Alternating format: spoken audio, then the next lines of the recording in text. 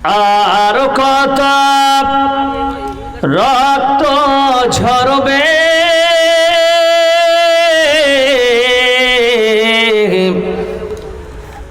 আর কত মানুষ মরবে,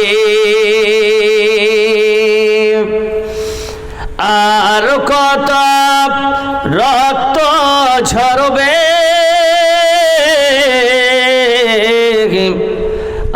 আর কত মানুষ মরবে। কখনো কি আর সোনালি জামানা অমরের যুগ ফিরে আসবে, শান্তির যুগ ফিরে আসবে, আর কত রক্ত ঝরবে, আর কত মানুষ মরবে। কত আজ বিধবা হল যে নারী, কত যে মায়ের কল করেছ খালি। ফিলিস্তিনে যেটা চলছে, জোরে বলুন ঠিক না ঠিক? কত আজ বিধবা হল যে নারী, কত যে মায়ের কল করেছ খালি। রাখতে রঙিন পৃথিবী জমিন, চে দেখো ভাই দো জাহানে, চে দেখো ভাই দো জাহানে, আর কত রক্ত ঝরবে, আর কত মানুষ মরবে। উপস্থিত মঞ্চ উপবিষ্ট যোগ্যতম আজকের সবার সভাপতি সভাপতি সাহেব, ওলামায়ে হযরত, হুফাজানে ইকরাম, দূর দূরান্ত থেকে আগত মেহমানানে ইকরাম, অত্র এলাকার আল্লাহ পাকের জাকিরিন শাকিরিন মুহিব্বিয়ানে ইদাম, পর্দানশী মা ও বোনেরা, সমস্ত প্রশংসা সমস্ত তারিফ সে মহান রব্বুল আলামিনের, যিনি আজ আপনাকে আমাকে সকলকে অত্যন্ত ভালোবেসে এ কোরআনী মাহফিলে আসার বসার পাশাপাশি কিছু আলেমকে বলার মতো এবং আপনাদেরকে শুনবার মতো যে মহান স্রষ্টা তৌফিক এনায়েত করেছেন, সেই মহান স্রষ্টার আমরা সকলে শুকরিয়া আদায় করি। জোরে সরে পড়ি আলহামদুলিল্লাহ। লক্ষ্য করে দরুদ ও সালাম নাজিল হোক জনাবে মুহাম্মদ রাসূলুল্লাহ, সকলে পড়ুন সাল্লাল্লাহু আলাইহি ওয়াসাল্লামের উপরে আল্লাহুম্মা সাল্লি আলাইহি আল্লাহুম্মা বারিক আলাইহি। প্রিয় মুসলিম সমাজ, আপনাদের সম্মুখে সূরা মুলকের 1 এবং 2 নম্বর আয়াত আমি তেলাওয়াত করেছি, একটি হাদিস সামনে রেখেছি। কোরআন এবং হাদিসকে সামনে রেখে আমি বড় আলেম নয়, বড় বক্তাও নয়, আমার থেকে আপনারা হাজার গুণ শিক্ষিতরা আপনারা বসে আছেন। যতটুকু সময় ইনশাআল্লাহ আমি কথা বলবো, আল্লাহ যেন সেগুলো কথার উপরে আমাকে আপনাকে সকলকে আমল করার তৌফিক এনায়েত করে। জোরে বলুন আমিন। প্রিয় মুসলিম সমাজ, আজকে আপনাদের সম্মুখে যে বিষয়ে আমি আলোচনা করতে চলেছি সেটা হচ্ছে কি, আমরা কেন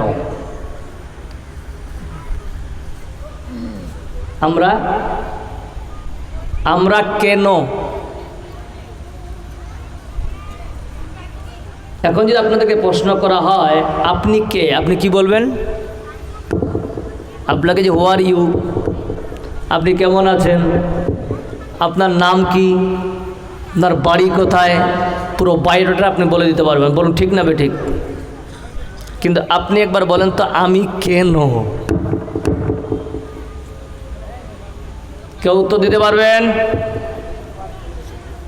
বলেন তো, কেউ দিতে পারবেন উত্তর ভাই এখানে যে আমি কেন? আসেন। আচ্ছা, ঠক ঠক করছে, এটা বাড়ি লাগছে নাকি? আচ্ছা, দড়ি দিয়ে বেঁধে দিতে পারবো না? জি ফাঁক, যাক যাক যাক যাক যাক। ঠিক ঠিক গ্যাপ থাকলেও একটু মানে স্টেজ একটু নর্মাল আছে, তো ওই জন্য একটু এক লাগছে। যাক ভাই, কোনো ব্যাপার নাই, তুমি কিন্তু সাউন্ড সিস্টেমটা একটু ভালো করার চেষ্টা করিও বাস। আজ পৃথিবীর বুকে আপনি আমি সবাই কয়েকদিন আগে বিশাল বড় একটা মাহিনা ক্রস করলাম। তার নাম কি ছিল জোরে বলেন? রমজানের মাস। আচ্ছা বলেন তো, সবাই কষ্ট করে রোজা রাখলাম,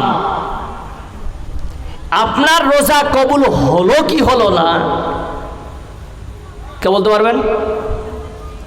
বলা যাবে? এই কিছুক্ষণ আগে আমরা এশারের নামাজ পড়লাম, আমাদের সালাত কবুল হয়েছে কিনা কেউ বলতে পারবেন? কেউ বলতে পারবেন না? তাহলে পড়ে কি লাভ, তাই না? এবার আসি, কিছু এক্সাম্পল দিচ্ছি আপনাকে। সালফে সালেহিনরা লিখেছেন, বড় বড় মুহাদ্দিসিনরা কয়েকটা যুক্তি দিয়ে লিখতে গিয়ে তিনি লিখেছেন, অনেক হাজি সাহেব হজ করতে যায় না, লাখ লাখ টাকা খরচ করে হজ করে আসার পরে আমরা ডাউট ফিল করি, সন্দেহ করি যে আচ্ছা ওই হাজি সাহেবের হজ কবুল হলো কি হলো না কেউ বলতে পারা যাবে? কেউ বলতে পারবে না। আমরা কি করি? সঙ্গে সঙ্গে ট্রান্সফার করে দিই আল্লাহর দিকে, যে আল্লাহই ভালো জানে, বাস আল্লাহর দিকে আমরা ট্রান্সফার করে দিলাম, আমরা এখন চুপচাপ। মুহাদ্দিসিন বড় বড় মাশায়েখ ওনারা লিখেছেন যে একজন ব্যক্তি হজ করতে গিয়ে ওই হজ তার কবুল হয়েছে কিনা কিছু ইঙ্গিত পাওয়া যায়। কেমন? যেই হাজি সাহেব হজ করার আগে তার যে চারিত্রিক মানে আখলাক, ব্যবহার, মানুষের সঙ্গে ওঠা বসা, চলতে ফিরতে তার যে একটা গতি ছিল ভালো এবং খারাপের দিকটা, যদি সে হজ করার আগে যদি খারাপ থাকতো, হজ করার পরে এসে ভালো হয়ে গেছে, মনে করবেন আল্লাহ হয়তো তার হজ কবুল করেছেন। বলুন সুবহানাল্লাহ।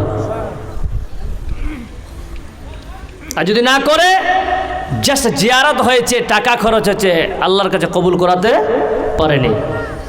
নাম্বার 2, রমজান গেল, 14.5 ঘন্টা না খেয়ে ঘুরে বেড়াচ্ছি, কিন্তু আমরা এখনো ডাউটে আছি যে আমার রোজা কবুল হলো কি হলো না, কেউ বলতে পারবো না। কিন্তু মনে রাখবেন, আপনার রোজা কবুল হলো কি হলো না আমি আপনি কেউ জানি না, বলি আল্লাহই জানে ভালো, আলহামদুলিল্লাহ, এটা আকীদা ভালো। কিন্তু আপনার রোজা কবুল হলো কি হলো না, আপনার কি পরিবর্তন আসলো রোজার পরে বুঝে যাবে। যদি ঈদের নামাজের পরে মসজিদে বন্ধ হয়ে যায়, মনে করেন ও ফাইজলামি করতে এসেছিল, বুঝতে পারলাম? ও ফালতু এসেছিল, ও ফাইজলামি করতে এসছে, রোজা রাখতে আসেনি। ও মেহমান হিসাবে এসেছিল, মেহমান বেশি দিন থাকে না, চলে যায় নিজের গন্তব্যস্থলে। আল্লাহ আমাদের সকলকে তুমি একুরেট মুসলমান বানা তৌফিক ইনায়াত করে, জোরে বলুন আমিন। আল্লাহ পাক বলছেন, বিসমিল্লাহির রহমানির রহিম, আল্লাযী খালাকাল মাউতা ওয়াল হায়াতা লিয়াবলুয়াকুম ওয়া আইয়ুকুম আহসানু আমালা। ও বান্দা শোনো, তোমাদেরকে আমি হায়াত এবং মৌতকে সৃষ্টি করলাম। আল্লাযী খালাকা, খালাকা শব্দের অর্থ হলো সৃষ্টি করা। হায়াত মানে জিন্দেগি, মৌত মানে মওত। এই হায়াত মৌতের জিন্দেগি আমি সৃষ্টি করলাম কারণ লিয়াবলুয়াকুম, যাতে করে তোমরা পরীক্ষা দিতে পারো। আজ পৃথিবীর জমিনে আজকে আপনারা আমরা সবাই নিজের ছেলে মেয়েদেরকে যখন মাধ্যমিক উচ্চ মাধ্যমিক পরীক্ষা দেয়, সেই সময় যেদিন ইংলিশ পরীক্ষা থাকবে দেখবেন, সেদিন মাধ্যমিকের ক্যান্ডিডেট যদি বাংলাতে অ্যান্সার করে, বলুন মুসলমান, অ্যান্সার রাইট হবে না রং? কি হবে? রং অ্যান্সার হবে। সেইভাবে আল্লাহ পাক বলতেছি, এই দুনিয়াতে তোমরা 50, 60, 70, 80, 90 বছর আমি তোমাদেরকে সময় দিলাম গোলাম। এই সময়ের মধ্যে তোমরা পরীক্ষা দিবে, পরীক্ষাতে অ্যান্সার কি লিখবা আল্লাহ সব ক্লিয়ার দিয়ে বলতেছে বান্দারে ওয়া আহসানু আমালা, তোমাদের আমল যতগুলা হবে একটাও আমল যেন খারাপ না হয়, আমল যেন তোমাদের ভালো হয়। জোরে সরে বলুন নারে তাকবীর, নারে তাকবীর। আমল ভালো লাগবে আল্লাহ পাক বলছেন, তাহলে আমল ভালো কেন কথা বললাম? এ বান্দা, দুনিয়ার জিন্দেগিতে মানুষ নামাজ পড়ে, মানুষ সুন্নাত মোতাবিক দাঁড়িয়ে রেখেছে, মানুষ জুব্বা পড়তেছে, পাঞ্জাবি টুপি রোগে পরে ঘুরে বেড়াচ্ছে, মানুষ গভীর রাত্রিতে উঠি নামাজ পড়ে, মানুষ সব সময় চায় আল্লাহর কাছে যেন থাকি। কিন্তু কোরআন বলতেছি তাম জিন্দগি মানুষেরা অনেক আমলকারী আছে, আমল করতে করতে করতে করতে তিনি হেঁপে যাবেন, থকে যাবেন, তারপরও আল্লাহ বলছেন ওই বান্দার ঠিকানা জাহান্নামে হবে। বলুন নাউজুবিল্লাহ। আল্লাহ পাক বলতেছেন আমিলাতুন নাসিবাতুন তাসলা নারান হামিয়া, আমল করে করে করে বান্দা ঠকে যাওয়ার পর আল্লাহ বলছেন ও বান্দা, তারপর ওই বান্দার ঠিকানা আমি আল্লাহ জাহান্নামে দেব। সুধী মণ্ডলী, এবার আপনারাই বলুন তো আমল কেমন আল্লাহর কাছে লাগবে, ভালো না খারাপ? জোরে বলুন কোন আমল লাগবে, ভালো না খারাপ? ও মুসলমান, তাহলে দেখে নেন আল্লাহর নবী জনাবে মুহাম্মদ রাসূলুল্লাহ সাল্লাল্লাহু আলাইহি সাল্লাম বলতেছেন দুনিয়া ওয়াসিজুনুল মুমিনিন, মুমিন বান্দাদের জন্য দুনিয়াটা হলো জেলখানা। কেন বা জেলখানা বললেন বন্ধু? শুনে যাবেন। আরো তো অনেক কথা বলতে পারতেন, আল্লাহর নবী জেলখানাকে কেন আনলেন বন্ধু শোনেন। আর কাফের মুশরিক বেঈমানদের জন্য হলো জান্নাত। তাহলে এটার মধ্যে মুহাদ্দিসিন কি ব্যাখ্যা করেছেন দেখেন সুন্দর করে। এখান থেকে আপনারা মনে রাখেন আমরা গোলাম না মালিক? জোরে বলুন আমরা গোলাম না মালিক? আমরা যদি গোলাম হয়, গোলামের কোনো পার্সোনালিটি আছে? ও নিজের মতো চলতে পারবে? চলতে পারবে না। তাহলে দেখেন উদাহরণ না দিলে বুঝতে পারবেন না। রায়গঞ্জ জেলখানা আপনারা দেখেছেন, দেখবেন রায়গঞ্জ জেলখানা একটা বড় বাউন্ডারি দিয়ে ঘেরা থাকে কি থাকে না বলুন তো? কারণ এই উঁচু বাউন্ডারি দেওয়ার উদ্দেশ্য হলো কয়েদি যেন পালিয়ে না যেতে পারে। বলুন ঠিক না বেঠিক? কয়েদি যেন যেতে না পারে পালিয়ে। আবার দেখবেন কেউ যদি চেষ্টা করে পালানোর জন্য, মুসলমান জবাব দেন তার পাছা গরম করবে কি করবে না? জোরে বলেন, মারবে কি মারবে না? বন্ধু, আল্লাহ এই জায়গায় ইশারা করতেছেন, ও গোলাম শুনে নাও, যতদিন তোমার জিন্দেগি আমি আল্লাহ দিলাম, শোনো, তুমি তোমার মনমানিতে চলবে না, তুমি আমার কোরআনের আইন মেনে চলবা, রাসূলের সুন্নাত মোতাবিক চলবা।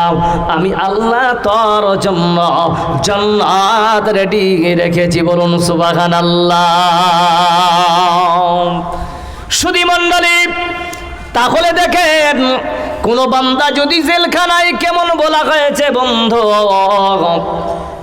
জেলখানায় পেট ভরে খাবার দেয় না। বলুন সুবহানাল্লাহ। দেয় বলবে?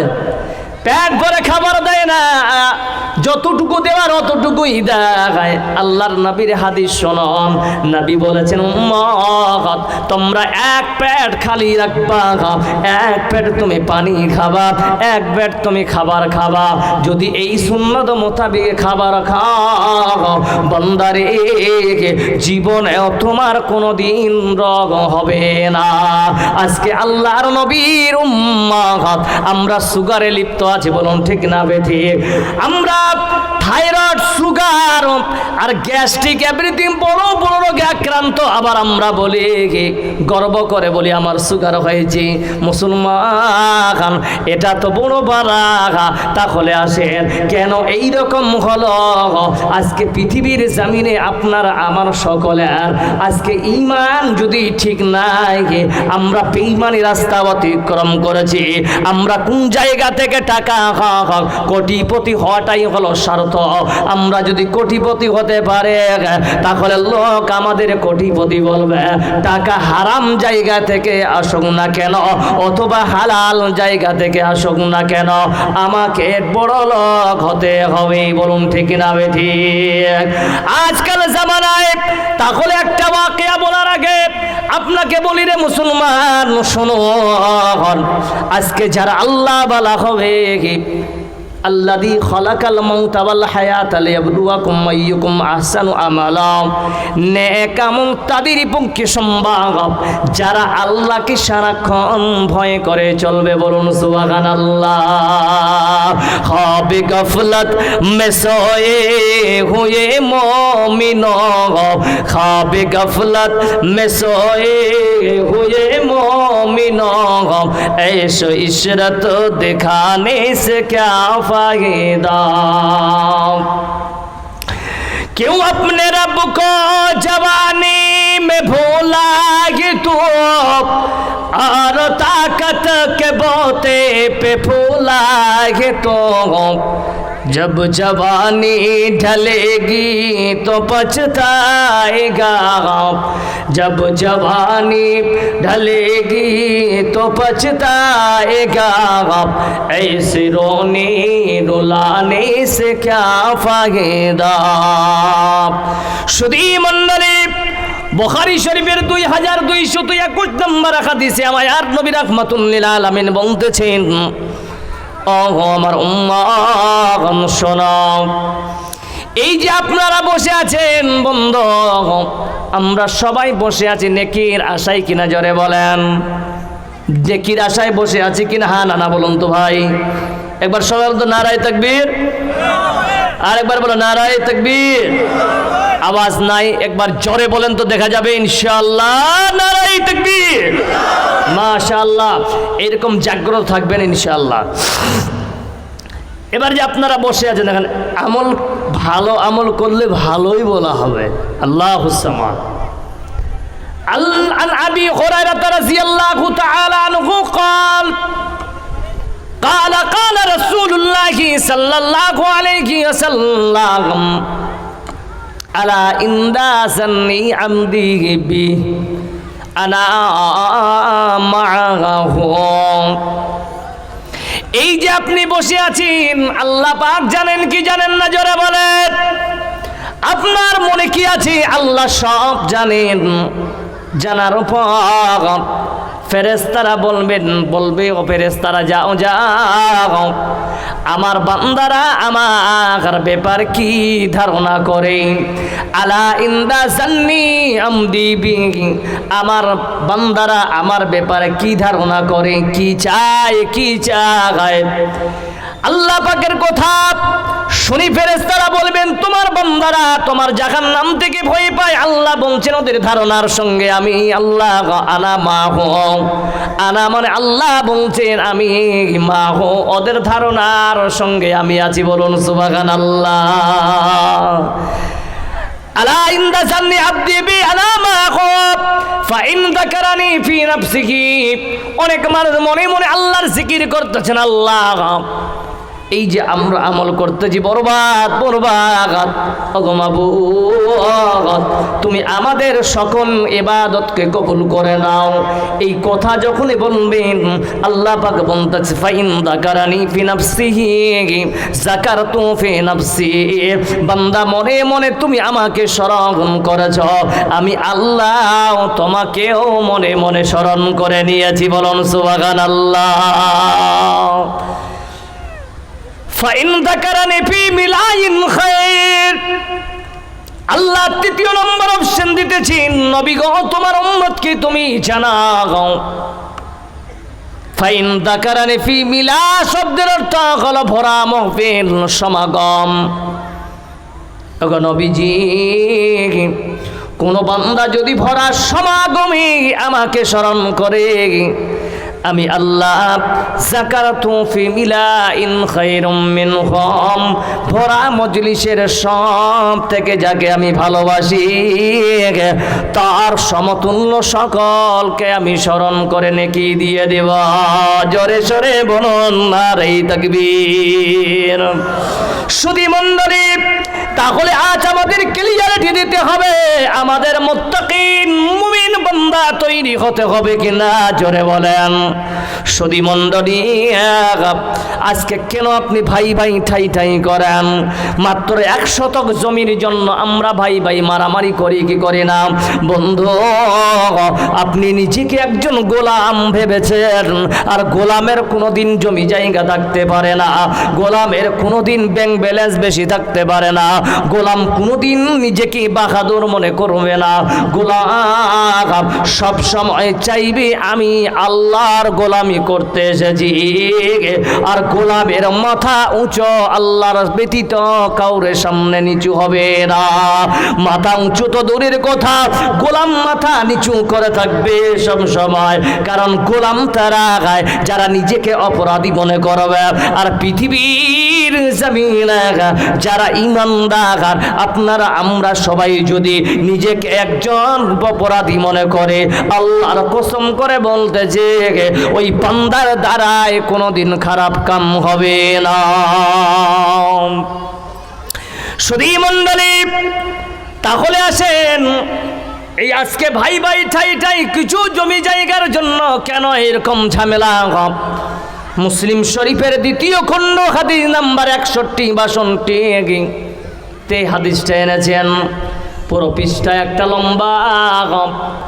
আল্লাহর নবী বলতেছেন, বনি ইসরাইলের জামানায় একজন ব্যক্তি জমি বিক্রেতা ছিল, আর একজন বান্দা সে ক্রয় করবে। যখন বিক্রেতা আর ক্রেতা দুইজনই কম্প্রোমাইজ হয়ে গেল, পরামর্শ হয়ে গেল, দুজনে মিলে খরিদ করলেন টাকা দিয়ে। বলছেন, শোনো, কালকে কালিয়াগঞ্জে গিয়ে আমরা রেজিস্ট্রি করব। রেজিস্ট্রির উদ্দেশ্যে যখন বেরিয়ে যায়, সেই সময় রেজিস্ট্রি হয়ে গেল। ও 15 এলাকাবাসীরা আপনারা জবাব দেন, এই সময়টা আপনারা কি আপনারা চাষ করেন বেশিরভাগ? জোরে বলেন, কি চাষ করেন বেশিরভাগ? যে এখন ধান না? তো জমি আপনি কিনেছেন, সকালবেলা আপনি কি করবেন? যারা বলেন কি করবেন সকালবেলা? চাষ করতে যাবেন। চাষ করতে গেছে, চাষ করতে গিয়ে আগের যুগে দেখেন, এখন তো সব নাঙ্গল, আগে দিকে নাঙ্গল ছিল না, ফাল। তো ফালের মধ্যে থেকে ঠক করে একটি আওয়াজ বেরিয়ে এসছে। আচ্ছা বলেন তো কিসের আওয়াজ ওটা? ওটা ছিল সোনার একটা কলস। বলুন সুবহানাল্লাহ। কি বলছিলাম? সোনার কলস বেরিয়ে এসছে, ভালো কথা। সোনার কলস বেরিয়ে এসছে, মুখটা খুলে যখন দেখতেছে তখন দেখছে পুরো কলসটার ভিতরে স্বর্ণ মুদ্রা দিয়ে ভরা। বলুন সুবহানাল্লাহ। এবার আপনার এই জবাব দেন তো, এত একটা সোনার কলস পুরোটাই স্বর্ণ মুদ্রা দিয়ে ভরা, আর সেই ব্যক্তি আপনি আমি যদি হতাম, আজকে মেলাকে নিয়ে কেন্দ্র করে বলছি, আজকে মেলা থেকে 2000 টাকা নোট কুড়িয়ে পায়, ও জালসা শুনবে? কথা বলে জালসা শুনবে না পালিয়ে যাবে? তাড়াতাড়ি পালিয়ে যাবে। সুধী মণ্ডলী, ওই ব্যক্তি করলেন কি? সোনার কলস নিয়ে ওই বিক্রেতার বাড়িতে পৌঁছে গেলেন। গিয়ে সালাম হলো, বলছে ভাই একটু বেরিয়ে আসা যাবে? বলে কেন? বলছে কালকে যে আপনার সঙ্গে আমার রেজিস্ট্রি হলো জমিটা, আজকে আমি সকালবেলা হাল চাষ করতে গিয়ে এই সোনার কলসটা পেয়েছি, তো আপনার সঙ্গে আমার জমির লেনদেন হয়েছে। দেখেন মুসলমান, ভালো করে শোনেন, ব্যক্তি বলছে তোমার সঙ্গে আমার লেনদেন হয়েছে জমিটার, কিন্তু জমির ভিতরে যে মাল ঢুকে আছে এর সঙ্গে আপনার লেনদেন নেই। আপনি আমি হলে কি করতাম? গামছাতে পেঁচিয়ে আমরা বাড়িতে নিয়ে যেতাম, বলো ঠিক না ঠিক? মানুষ যেন দেখতে না পায়। সুধী মণ্ডলী, ওই ব্যক্তি যখন পৌঁছে গেল, নিয়ে যাওয়ার পর ওই বিক্রেতা বলছেন, ভাইজান শোনেন, আপনি কি চান আমি জাহান্নামী? আমি জাহান্নামী, আজকে আমি আল্লাহর জন্য জাহান্নামী আমি চলে যাই, আপনি কি চান? বলে না না, আল্লাহর জাহান্নামে কেন যাবে? বলছেন ভাইজান, আল্লাহর জাহান্নামের কথা আমি এই জন্য বললাম, কারণ হলো আল্লাহ যদি কাল কিয়ামতের দিনে আমাকে ডেকে বলে, ওরে বান্দা, দুনিয়ার জিন্দেগিতে তোমার সব আমল ভালো ছিল, কিন্তু শুনে না, তোমার শেষাংশে একটা আমল খারাপ লেগেছিল। বান্দা শোনো, তুমি কেন কিনার পরে জমিটা বিক্রি হয়েছে, তুমি বিক্রি করেছ, তুমি বিক্রি করার পর ওই ব্যক্তি তোমাকে মাল সম্পদ দিতে এসেছে, তুমি জমিটা বিক্রি করেছো, তার মানে লেভেলটা পুরোটাই অর হয়ে গেল। দ্বিতীয়বার কেন তুমি দাবি করে মালটাকে হাতে নিলাম? এই কথা যদি আল্লাহ বলে, আর সেই সময় আমার ঠিকানা যদি জাহান্নামে করে দেওয়া হয়, ওগো ভাইজান মনে রাখিও, আমার দুনিয়াটাও বরবাদ, আখিরাতটাও বরবাদ। ভাইজান, আপনি জমি কিনেছেন, নিয়ে নেন, আপনার সম্পদ আপনি নিয়ে যান, আমার কোনো আপত্তি নাই।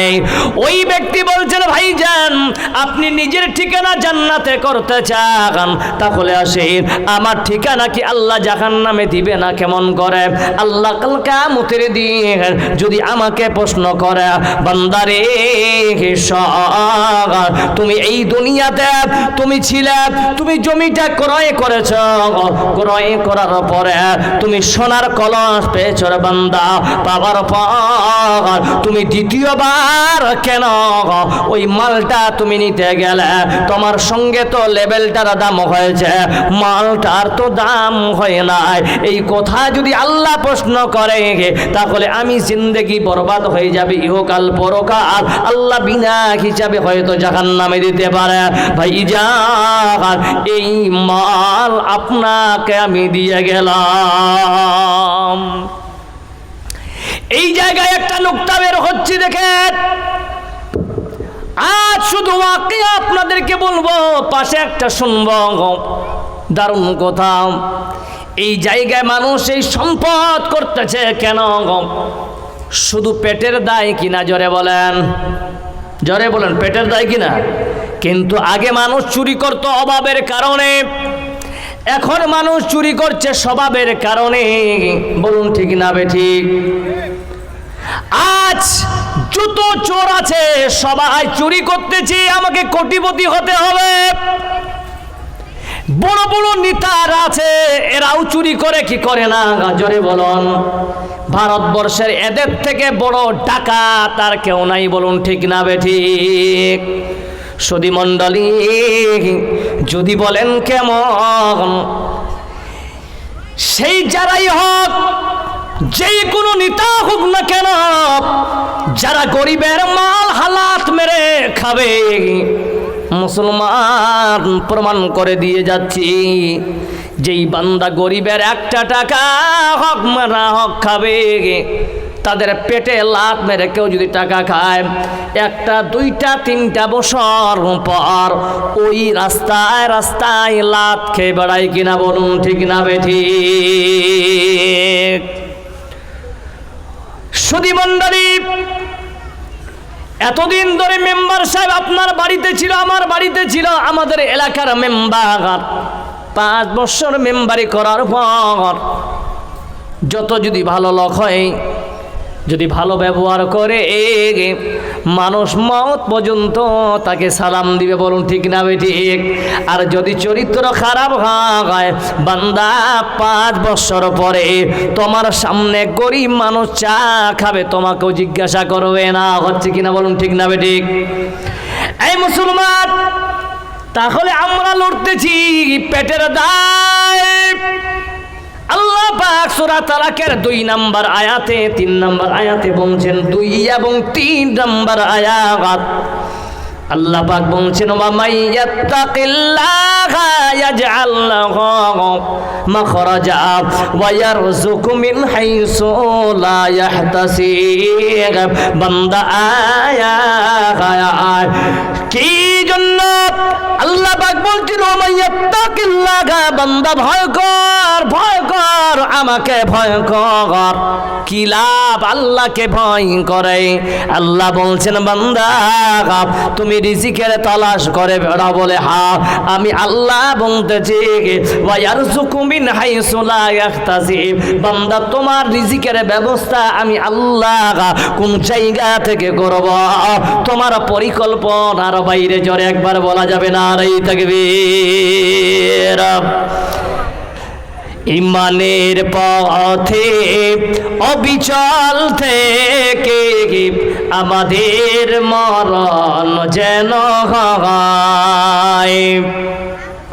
তোমার কাছে মিনতি আমার, তোমার কাছে মিনতি আমার, মহিম দয়াময়। ইমানের পথে অবিচল থেকে আমাদের মরণ যেন হয়। সদী মণ্ডলী, তাহলে আমরা প্রমাণ পেলাম রিজিকের মালিক কে? জোরে বলেন কে? জোরে বলেন কে? রিজিকের মালিক যদি আল্লাহ হয়, মুসলমান বলুন তো মৌতের মালিককে একবার বলা যাবে? আল্লাহ হায়াত মৌত জিন্দেগির মালিক, রিজিকের মালিক মুসলমান। তাহলে আসেন যেই জায়গায় আপনাদের রিজিকের কথা বলা হয়েছে, আল্লাহ বলছেন রিজিক তোমরা পাবা, কিন্তু কোন রিজিকের কথা আল্লাহ বলছেন দেখেন। আল্লাহ পাক সূরা বাকারাতে লিখেছেন, বিসমিল্লাহির রহমানির রহিম, ইয়া আইয়ুহাল্লাযীনা আমানু কুলু মিন তাইয়্যিবাতি মা রাযাকনাকুম ওয়া আশকুরু লিল্লাহি ইন কুনতুম ইয়্যাহু তা'বুদুন।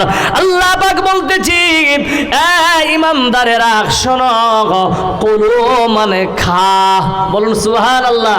আল্লাহ পাক বলতেছেন কুলু, খা খা খা মিন তাইয়্যিবাত, তার মানে হালাল খা। বান্দা কেন হালাল খাবেন? বিষয়টা আপনি কিছু বুঝতে পারেন না। আমি আল্লাহর প্রথমে আয়াত দিয়ে বয়ান করেছিলাম, আমি একটাই কথা বলছি, মুসলমান আমাদের জিন্দেগিতে আমল যেন ভালো হয়, বলুন সুবহানাল্লাহ। এটার আশা নিয়ে আমরা বাঁচব। আল্লাহ পাক বলতেছেন কুলু মানে খা। আল্লাহ এই জায়গায় তো আনতে পারতেন, ইয়া আইয়ুহাল্লাযীনা আমানু আকিমুস সালাত, ও ঈমানদারেরা তোমরা নামাজ কায়েম করো। আল্লাহ তো এইভাবে আনেন না, ইয়া আইয়ুহাল্লাযীনা আমানু আতুজ যাকাত, ইয়া আইয়ুহাল্লাযীনা আমানু কুতিবা আলাইকুমুস সিয়াম, তাও তো আনতে পারছি না। আল্লাহ ডাইরেক্ট বলছেন, ইয়া আইয়ুহাল্লাযীনা আমানু কুলু মিন তাইয়্যিবাত, বান্দা খাবার খাও। কি খাবার? মিন তাইয়্যিবাত। তাইয়্যিব শব্দের অর্থ হলো হালাল উপার্জন, বলুন সুবহানাল্লাহ। হালাল উপার্জন বান্দা লাগবে। তাহলে আমরা বুঝতে পারলাম ওই ওয়াকিয়াতে, ওই জায়গাতে আমি ছেড়েছিলাম বন্ধু, বলুন তো দুইজনের ঝগড়াটা ঠিক না বেঠিক? জোরে বলেন ঠিক না? হাদিসের মধ্যে 2 রাত 3 দিন ঝগড়া চলেছে, বলুন সুবহানাল্লাহ। এই ঝগড়াটা কিসের? বড়লোক হওয়া না গরিব হওয়া না জান্নাতের জন্য? জোরে বলেন। জাহান্নামের ভয়, জান্নাতের আশা। এই যখন ঝগড়া আরম্ভ হলো, মিটে না। কুলু মিন তাইয়্যিবাতি মা রাযাকনাকুম, এই আয়াতটার এই জায়গাতে পয়েন্টটা রেখে দেন। আমি ওয়াকিয়াটাতে আবার একটা পয়েন্ট নিয়ে আবার এটাকে মিলিয়ে দিব ইনশাআল্লাহ। যেমন কোরআনের তাফসীর হয়, সেইভাবে মেলার চেষ্টা করবো। আমি বড় আলিম নাই, জোরে বলুন ইনশাআল্লাহ। সবাই বসে থাকবেন তো? আছেন বসে? কে কে বসে আছেন হাত খাড়া করেন। থাকবেন লাস্ট পর্যন্ত ইনশাআল্লাহ? জোরে একবার বলা যাবে নারায়ে তাকবীর, মাশাআল্লাহ। সুধী মণ্ডলী, শেষাংশে দুইজনে মিলে চলে গেলেন কাজী সাহেবের কাছে।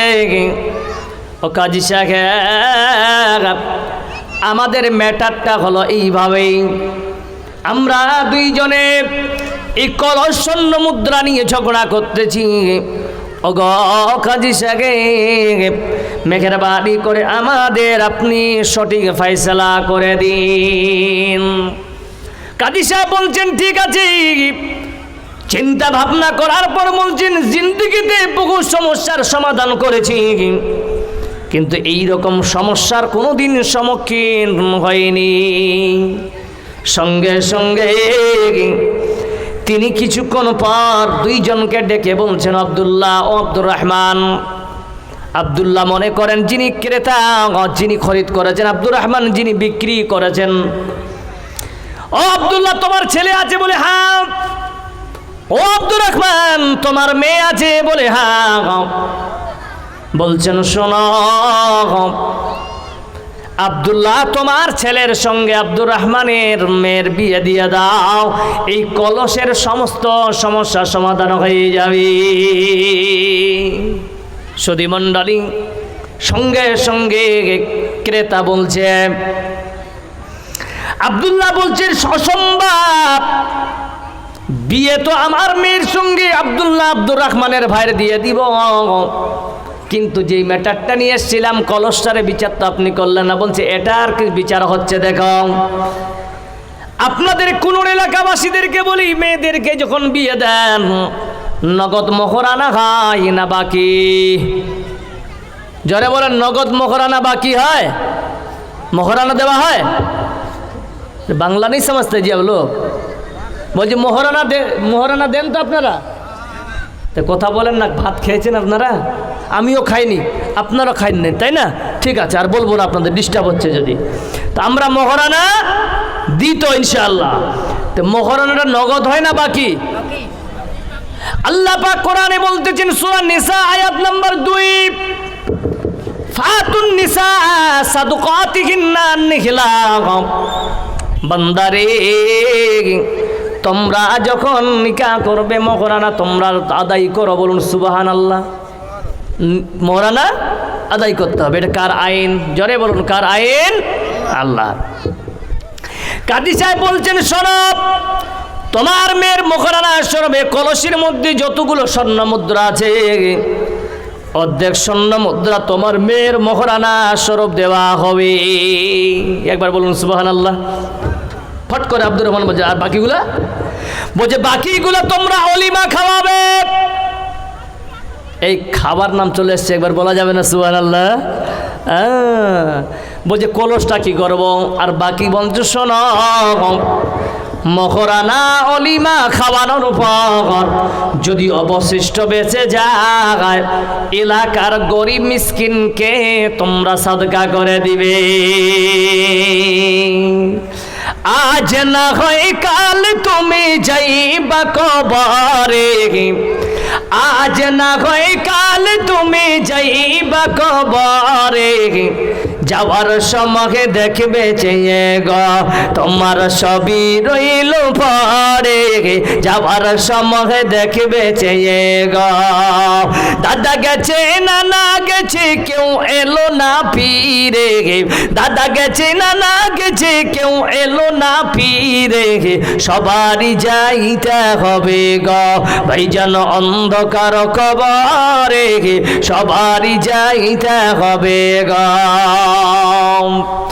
সুধী মণ্ডলী, এই হাদিসের মধ্যে আমরা পেলাম বান্দা নিকার সময়ের মোহরানা আদায় করতে হবে। 2 নাম্বার অলিমা খাওয়াতে হবে। 3 নাম্বার আপনাকে গরিব মিসকিনকে দান খয়রাত করতে হবে। তাহলে আসে আমাদের সমাজের ভুল ধারণাগুলো। হাদিসে আছে মোহরানা, কিন্তু আজ আপনাদের এলাকায় বরযাত্রী কয়জন যায়? জোরে বলেন কয়জন যায়? হাইস্ট কত? বাহ, 200। এই বরযাত্রী যতগুলো যায় সবাই কি 5 ওয়াক্ত নামাজি না খাড়ায় পেশাব করা বেশিরভাগ? হ্যাঁ, তাহলে এখানে যোগ্য বান্দা আছেন, বলুন তো বরযাত্রী আপনারা কেন যান? বলবেন খাবার জন্য। বলুন ঠিক না বেঠিক? এটাই তো, খাবার জন্য যান। আপনি কি ফকিরের বাচ্চা, বাড়িতে খাবার নাই? ভালো করে বুঝেন, আমি হাদিসের কথা বলছি, হাসিয়েন না। বরযাত্রী যাওয়ার উদ্দেশ্যটা বলতেছি। আপনি 1 লাখ বরযাত্রী যান, কিন্তু শোনুন, কোন মেয়ের বাপের উপরে প্রেশার ক্রিয়েট করে খাওয়া যাবে না। বুঝতে পারলাম? মেয়ের বাবার উপরে প্রেশার দিয়ে কিছু খাওয়া যাবে না, এর নাম অলিমা না হয়। হাদিসে অলিমার কথা আছে, বরযাত্রীর কথা নাই। অলিমা খাওয়াবে কে? মেয়ে পক্ষ খাওয়াবে না ছেলে পক্ষ? কথা বলেন, কথা বলেন, কে খাওয়াবে? বাহ, আপনারা তো ভালো জানেন। তাহলে মেয়ে বাড়িতে অনুষ্ঠান করছেন কেন? বরযাত্রী, এবার বরযাত্রী ঠাটিয়ে শোনা করবো, তোকে মেয়ে দিবে ভাত খাওয়াবো? জি না। তাহলে বরযাত্রী আপনি 200 জন আসেন, 500 জন আসেন, কোনো আপত্তিকর ব্যাপার নয়। কিন্তু আপনার আসল উদ্দেশ্য যদি পালন হয় তাহলে আপনারা সবাই বলুন সুবহানাল্লাহ। যদি আসল উদ্দেশ্য হয় তাহলে ঠিক আছে, আর যদি উদ্দেশ্যের বাইরে চলে যায় তাহলে এটাও ঠিক নয়। তাহলে উদ্দেশ্য কি? যখন ইমাম সাহেব ছেলেকে খুতবা পড়াবে ওই সময় 150 জন বরযাত্রী উপস্থিত থাকে? বলেন বলেন, থাকে? থাকে না। তখন কে থাকে? ওই বুড়া লাগিয়ে গিয়েছে, বুড়াগুলোকে 8-10টা বুড়াকে নিয়ে গেছে, ওরাই টুকটুক করে বসে আছে। কিন্তু শুধু মন্ডলী 150 জন বরযাত্রী নিয়ে গেলেন। ইমাম সাহেব, আচ্ছা ওখানে কে কথা বলছে ভাই?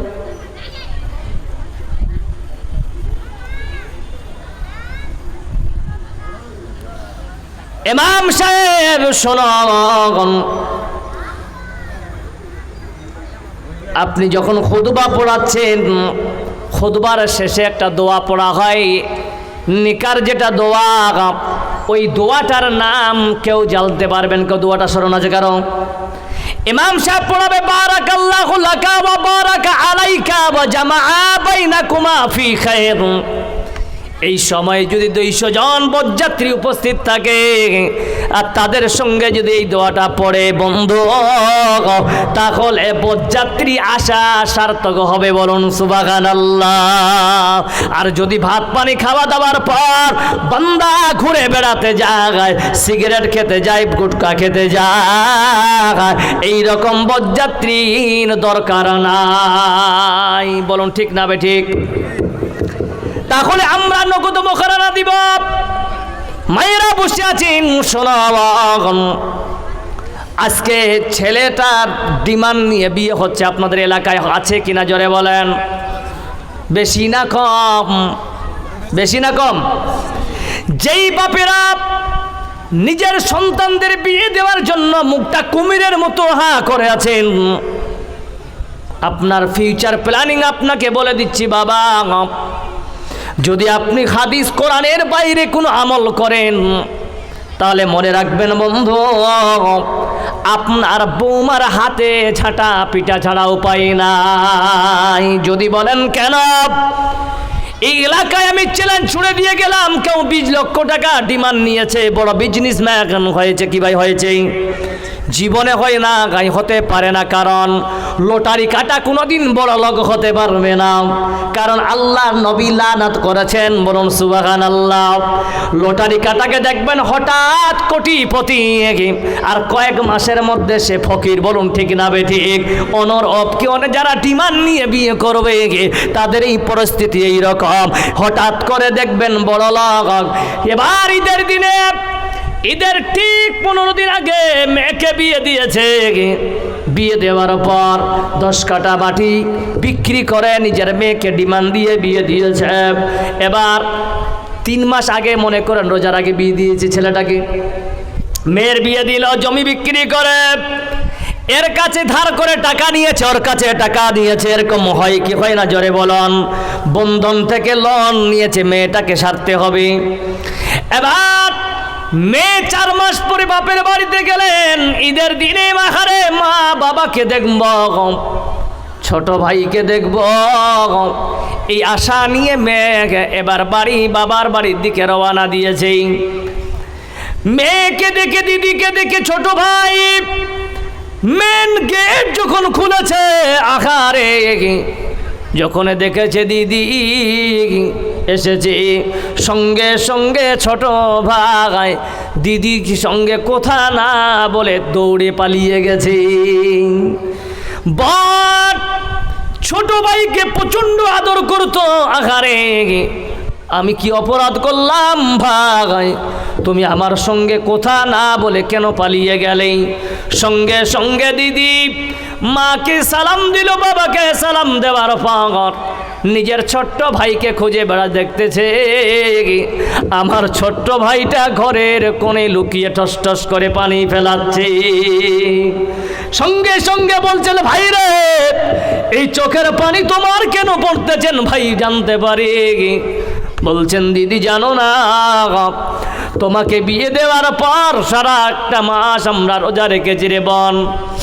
আমার মা ছোট্ট বলে 15টা রোজা রেখেছি বোন। দিদি রে শোন শোন, তোমাকে বিয়ে দেওয়ার পরে বাবা ফকির হয়ে গেছে, আমরা মিসকিন হয়ে গেছি। ও দিদি, সারা রাত মানুষ ইফতারের সময় খিজুর খায় রে দিদি। শোন, আমার মা বাবা বেশিরভাগ লবণ আদা দিয়ে তারা ইফতার করত। বোন রে সাহারিতে এভরিথিং ভালো ভালো জিনিস খায়। ও দিদি, আমার বাবা আমার মা সন্ধ্যায় যে রান্না করত ওইগুলো পান্তা ভাত করে রেডি রেখে আমরা সেহরিতে কাঁচা লঙ্কা শুকনো লঙ্কা দিয়ে সেহরি খেয়েছি। দিদি তোর জন্য আমরা ফকির হয়ে গেছি। দিদি শুনতেছি, ভাই রে আজকে ঈদের দিন সিমাই খায় নাই। বলছেন, দিদি রে আমার বাবা সকালে 5টা টাকার চিনি কিনে নিয়ে এসেছে, আল্লাহর নবীর সুন্নত মোতাবেক আমাকে মুখে চিনি দিয়েছে, সিমাই কিনা পর্যন্ত 5 টাকা আমার ছিল না। কাপড় নাও নাই। বলছেন, দিদি তোমার বিয়েতে যে কাপড় আমাকে বাবা খরিদ করে দিয়েছিল ওই কাপড় শুধু পরে আছি রে বোন। বাবার লুঙ্গিটা দেখ 5 জায়গায় ছিঁড়া আছে বোন। ওই ছিঁড়া লুঙ্গিটা দিয়ে বাবা ঈদের নামাজ পড়েছে। মা নতুন কাপড় নিতে পারেনি। মুসলমান জবাব দেয়, যেই বৌমাকে আপনি আনলেন নিজের বেটি মনে করে, তার বাবার মাথায় বাড়ি দিয়ে আপনি টাকা নিয়ে আসলেন, ওই বৌমা বাড়ির পরিস্থিতি দেখে আপনার সঙ্গে শ্বশুরের সঙ্গে ভালো ব্যবহার করবে জোরে বলেন। বাড়িতে এসে বলছেন, স্বামী রে আয় আয় আমার কাছে আসেন। বলে, কি হলো? বাবা আপনাকে 10 লাখ টাকা ডিমান্ড দিয়েছে, টাকাগুলো হিসাব চাই। বলছেন, শোনো 100টা স্করপিও করেছিলাম, 1 লাখ গেল। দেখেন আল্লাহ হারাম জিনিস কোথায় নিয়ে যায়। বিয়েতে 3 লাখ খরচ করেছিলাম, চলে গেল কয় লাখ? 4 লাখ গেল, থাকলো কয় লাখ? 6 লাখ থাকলো। বলছে 3 লাখ তোমার স্বর্ণ কিনে দিয়েছি, আর 3 লাখ বোনদেরকে কিনে দিয়েছি, বাড়িতে এখন চারেনা পয়সা নেই। বলছে, জানি না, পুরোপুরি সকালের মধ্যে বাপ বেটা মিলে আমার 10 লাখ টাকা আমার সামনে চাই। এবার মুসলমান জবাব দেয়, যখন মেয়েটা হক কথা আওয়াজ উঠিয়েছে তখন শ্বশুরের চোখে বৌমা হয়ে গেল খারাপ। আর 3 মাস আগে বলছেন, বৌমা আমি পেয়েছি নিজের মায়ের মতো আমাকে ভালোবাসে। বলুন ঠিক না বেটি? এই মুসলমান, এই যে আপনি বিয়ে করে আনলেন আর হারাম জিনিস খেলেন, তাহলে ওই আয়াতের সঙ্গে কম্প্রোমাইজ করেন তো। আল্লাহ বলছেন, কুলু মিন তাইয়্যিবা, বান্দা খাবি যেটা গোটা যেন তোমার খাবারটা হালাল হয়।